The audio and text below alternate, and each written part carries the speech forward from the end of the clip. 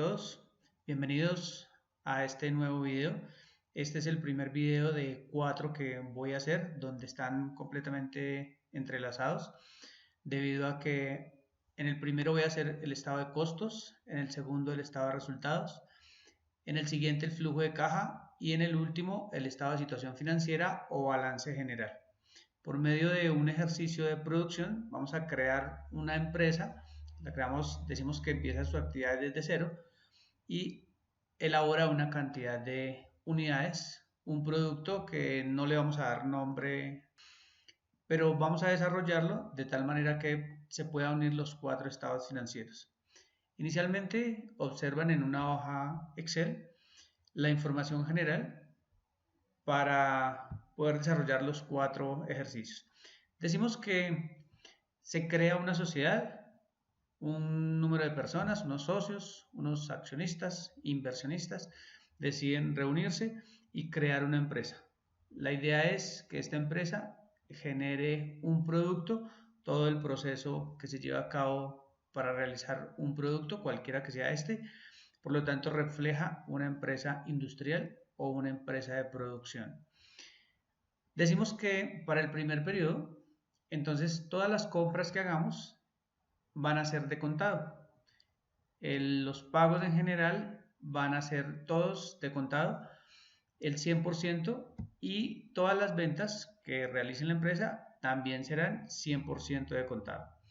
Para este periodo no tendremos ingresos no operacionales ni tendremos gastos no operacionales. Hay unos datos básicos que aparecen como información general que nos sirve para determinar precisamente nuestro estado de costos. Tenemos unos costos variables y tenemos unos costos fijos. Recordemos que el costo variable es el costo en el que se incurre para hacer una unidad y varía de acuerdo a las unidades de producción. Y los costos fijos pues no dependen de la producción, pero es necesario sumarlos a los costos variables para que nos dé un costo total. Entonces tenemos la materia prima, que decimos que se divide en dos, materia prima directa y materia prima indirecta.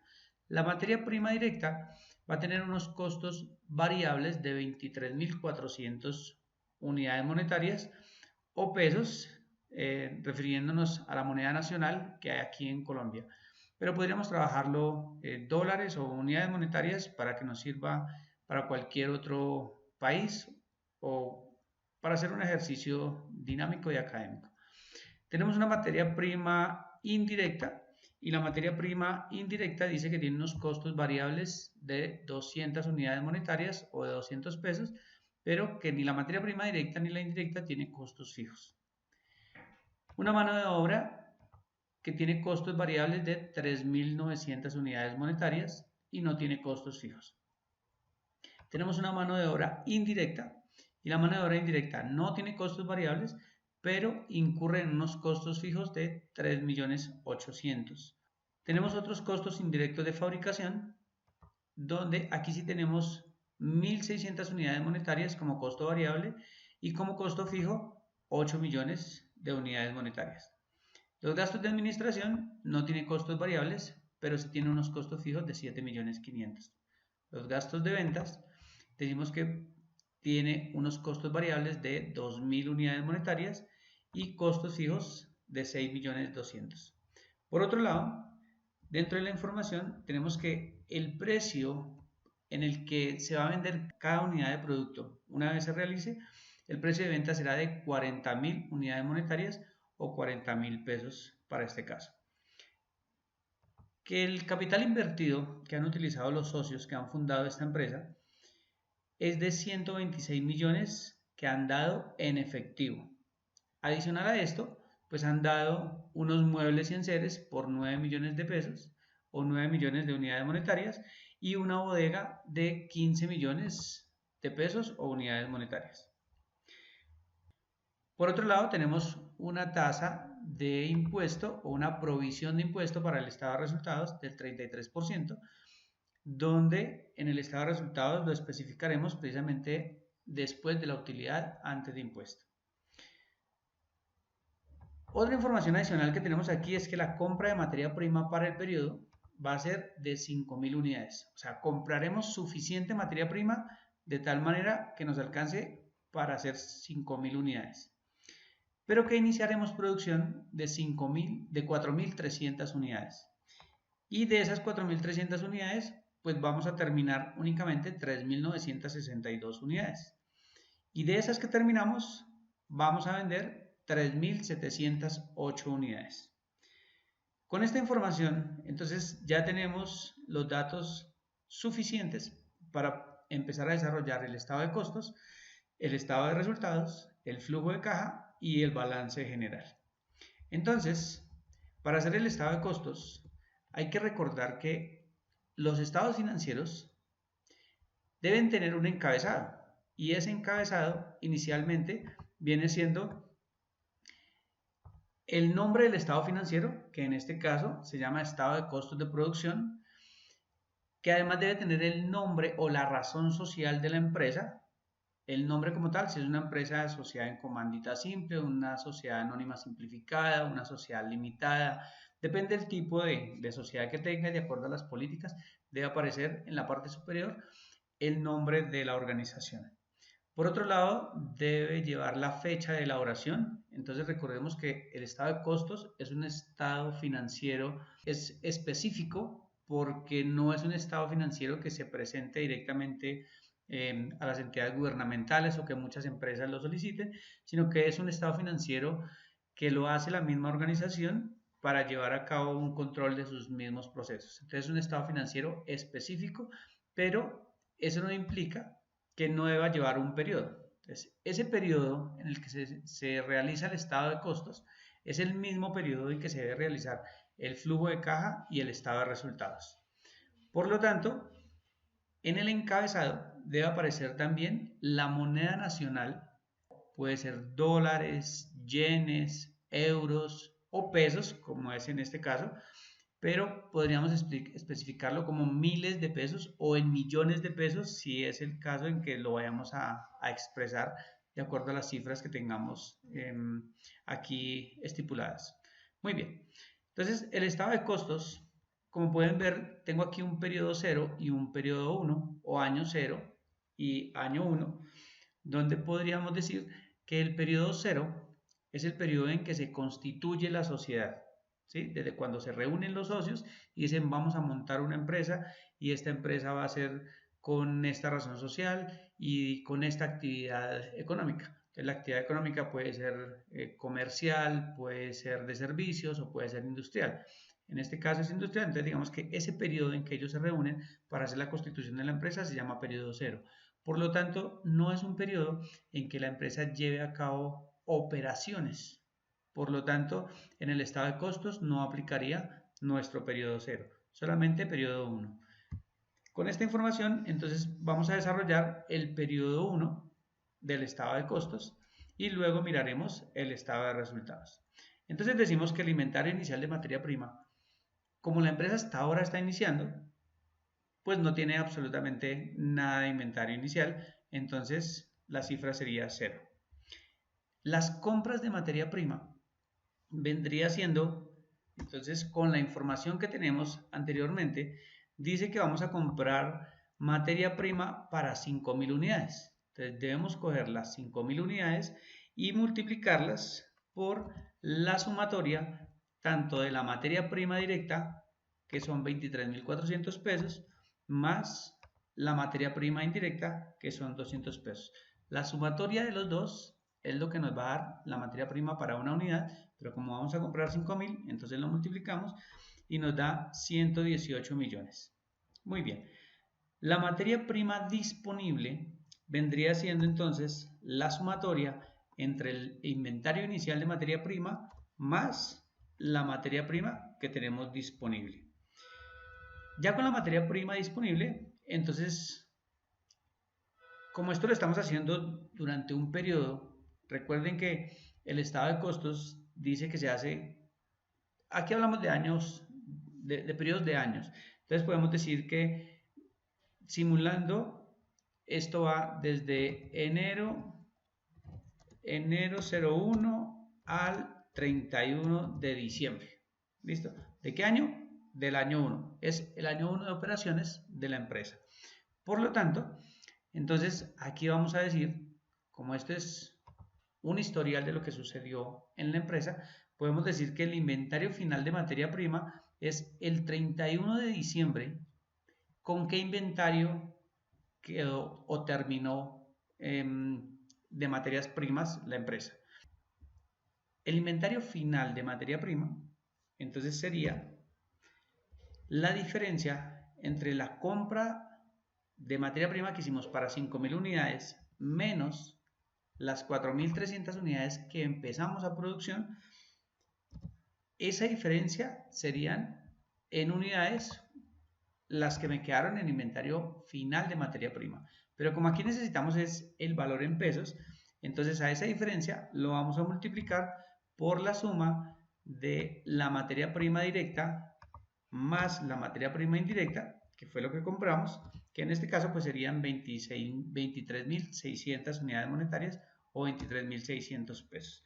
Por lo tanto, nos dice que 16.520.000 serían las unidades, o más bien el valor en pesos que nos quedaría en el inventario final de materia prima. Por lo tanto, la materia prima consumida sería la diferencia entre la materia prima disponible menos el inventario final de materia prima, que en este caso son 101.480.000. La materia prima indirecta, o sea, si hemos consumido un total de 101.480, que equivale a 4.300 unidades, entonces de eso que hemos consumido, una parte es directa y la otra es indirecta en cuanto a la materia prima. Entonces, a la materia prima consumida le vamos a quitar la materia prima indirecta, que en este caso entonces serían las 4.300 unidades que estamos haciendo multiplicados por los 200 pesos. Eso nos daría 860.000 para la materia prima indirecta. Por lo tanto, la materia prima directa sería la diferencia entre la materia prima consumida menos la materia prima indirecta. Quiere decir que la materia prima directa serían 100.620.000. Vamos a colocar este valor aquí en rojo para indicar simplemente que ahí nos está restando. Muy bien, aquí ya hablamos entonces de los tres elementos del costo, donde decimos que la materia prima directa, la mano de obra directa y los costos indirectos de fabricación son los tres elementos que necesito para elaborar cualquier producto, ¿sí? Y de esos tres elementos, entonces hay dos que son los que llamamos los costos primos, que son básicamente los costos que no se pueden separar por ninguna razón. ¿Por qué? Porque yo necesito una materia prima para poder hacer algún producto y como mínimo necesito a alguien que lo haga, que sería la mano de obra. Por lo tanto, ahí tendría materia prima más mano de obra serían los costos primos. Y llamamos costos de conversión a la mano de obra directa y a los costos indirectos de fabricación. ¿Por qué? Porque con esos dos costos, la mano de obra directa y los costos indirectos de fabricación, con eso transformo la materia prima. Por eso se llaman costos de conversión. Entonces aquí estaríamos hablando de los tres elementos del costo. Por lo tanto, para sacar este cálculo, entonces decimos que la mano de obra directa, hay que recordar que estamos haciendo 4.300 unidades. Pues son las 4.300 unidades multiplicadas por los costos que tengamos de mano de obra directa. En este caso solamente tenemos costos indirectos o costos variables, perdón. Y esos costos variables, si tuviéramos unos costos fijos, multiplicaríamos las unidades por los costos variables y le sumaríamos los costos fijos. Pero en este caso, pues no tenemos costos fijos, entonces solamente multiplicamos las 4.300 unidades por los 3.900 pesos para que nos dé la mano de obra directa en la que incurriríamos si hacemos 4.300 unidades. Los costos indirectos de fabricación. Los costos indirectos de fabricación son la sumatoria de la materia prima indirecta más la mano de obra indirecta más los otros CIF o los otros costos indirectos de fabricación. La sumatoria de ellos tres, entonces nos daría los costos indirectos de fábrica. Entonces vamos a determinar aquí cuáles serían esos costos indirectos de fábrica y los vamos a colocar no en rojo, sino vamos a colocarlo en otro colorcito simplemente para indicar que no están dentro de la sumatoria total de nuestro estado de costos. Y entonces decimos que la materia prima indirecta ya la habíamos determinado antes. De hecho, la tenemos por aquí arriba, donde separamos la materia prima directa de la materia prima indirecta. Entonces, esa la podemos traer de ahí, que son 860.000. La mano de obra indirecta, entonces la sacamos de multiplicar las 4.300 unidades por los costos en los que hayamos incurrido de mano de obra indirecta, que en este caso son 0 de costos variables más los 3.800.000 de costos fijos. Y en ese caso, pues entonces nos daría que la mano de obra indirecta es de 3.800.000. Los costos indirectos, otros costos indirectos de fábrica, es cualquier otro costo en el que se pueda incurrir, además de la materia prima indirecta y de la mano de obra indirecta. En este caso, entonces decimos que también estamos haciendo 4.300 unidades multiplicadas por lo que nos ha dado información el ejercicio, donde dice que tenemos unos otros costos indirectos de fábrica de 1.600 pesos y eso le vamos a sumar a la multiplicación de los 4.300 por los 1.600, que es lo variable, le vamos a sumar los costos fijos, que en este caso serían 8 millones. Por lo tanto, nos daría 14.880.000. Muy bien. En ese orden de ideas, pues vamos a sumar los tres elementos del costo y los tres elementos del costo nos daría el total de costos de fabricación. O sea, ¿cuánto me costó fabricar esas 4.300 unidades? Entonces aquí decimos que el total de costos de fabricación es igual la materia prima directa, que es de 100.620.000, más la mano de obra directa, que en este caso es de 16.770.000, más los costos indirectos de fabricación, que son de 19.540.000. Eso nos da un total de 136.930.000. Esto significa que hemos elaborado 4.300 unidades y al elaborar las 4.300 unidades o fabricar las 4.300 unidades nos ha costado 136.930.000. A esos 136.930.000 le vamos a sumar el inventario inicial de producto en proceso. Pero como la empresa hasta ahora abrió sus puertas, hasta ahora empezó, como estamos en el año 1 o en el periodo 1, entonces su inventario inicial sería 0. Y el inventario final de producto en proceso, pues tenemos una información aquí adicional que nos dice que si iniciamos a hacer 4.300 unidades, solamente terminamos 3.962 unidades. Es decir, que en términos de unidades, podemos sumar la diferencia que nos da 4.300 menos las terminadas que son 3.962 y eso lo vamos a multiplicar por el costo de haber elaborado una sola unidad de todas las que fabricamos de las 4.300. ¿Y cuánto sería eso? Pues entonces tendríamos que hacer que si tenemos en inventario final 338 unidades, ¿cuánto nos costó fabricar una sola unidad? Si hemos fabricado 4.300 y nos han costado 136.930.000, pues cogemos las 138 unidades y las vamos a multiplicar por la división que nos dé los 136 millones dividido las 4.300 unidades que hemos estado elaborando. Y entonces podemos decir que el inventario final de producto en proceso equivale a 10.763.335. Eso representa ¿cuántas unidades? Precisamente la diferencia que nos daba las 4.300 unidades menos las 3.962 que habíamos terminado. O sea, 338 unidades equivalen a 10.763.335.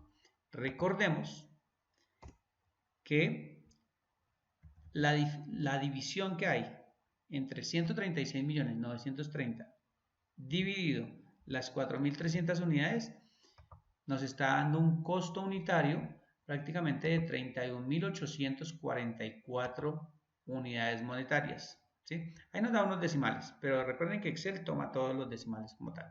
Entonces 31.844 sería el costo de una unidad. Si ese valor lo multiplicamos por las 338 unidades que estamos diciendo que nos quedaron en el inventario final, pues nos daría exactamente el mismo valor que estamos representando precisamente aquí en el estado de costos como inventario final de producto en proceso. ¿Sí? Es la multiplicación precisamente de ese costo unitario. Muy bien, vamos a continuar. Entonces, el total de costos de producción nos daría en este caso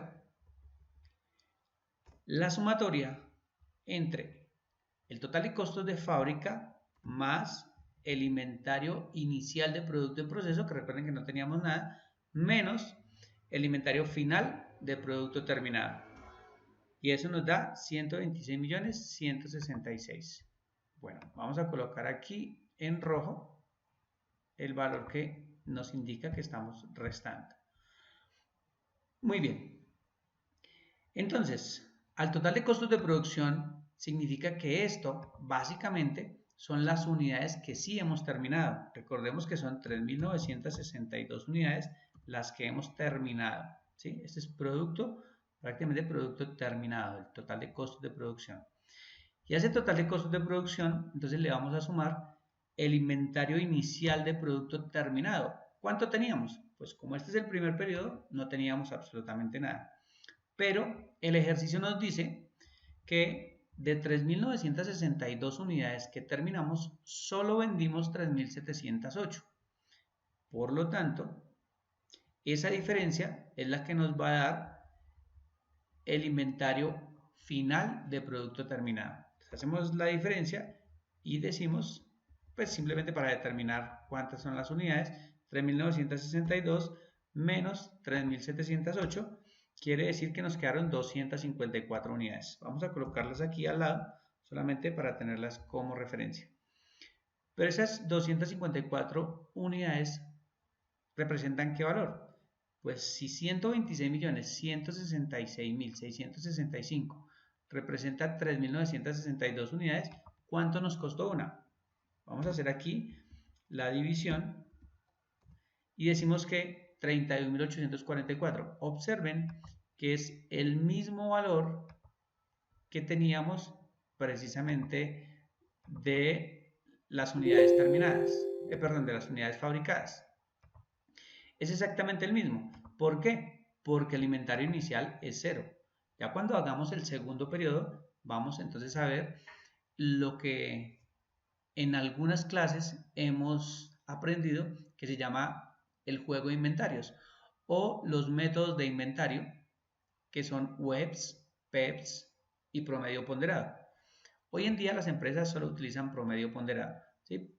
Eso de alguna forma también va ligado con los ingenieros de sistemas que tienen una mayor facilidad para programar en el sistema un promedio ponderado y no un WEPS, que son las últimas en entrar, primeras en salir, que a cómo salieron unas, que a cómo entraron las otras, o el PEPS, que es primeras en entrar, primeras en salir. Aquí vamos a hacer un siguiente video para hacer el periodo 2 y poder entender prácticamente este juego de lo que tiene que ver el juego de inventarios, de cuántas me quedaron, cuántas salieron, pero lo vamos a hacer por promedio ponderado. Muy bien, entonces volviendo aquí, para determinar el inventario final de producto terminado, entonces decimos que tenemos 254 unidades.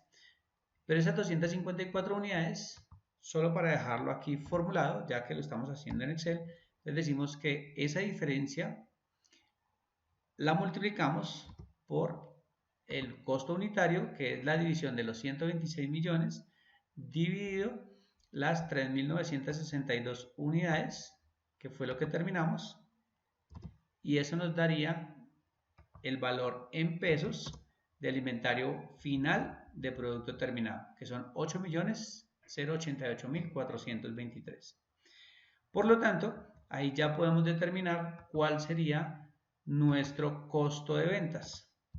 Y el costo de ventas podemos decir que es la sumatoria del total de costos de producción más el inventario inicial de producto terminado menos el inventario final de producto terminado. Y en este caso nos daría 118.078.242. Esta información que he colocado aquí es simplemente información de ayuda para entender de dónde salieron cada uno de los valores que están aquí. Pues bien, este sería el estado de costos y podemos decir que el total de costos de ventas equivale a 3.708 unidades, que fue lo que se vendió de acuerdo a la información general que nos da el ejercicio. ¿Sí? Y ese sería el costo de ventas. Por lo tanto, el costo de ventas nos va a servir para construir el estado de resultados. Los invito a ver el siguiente video donde realizaremos el estado de resultados del periodo 1 de este mismo ejercicio. Muchas gracias.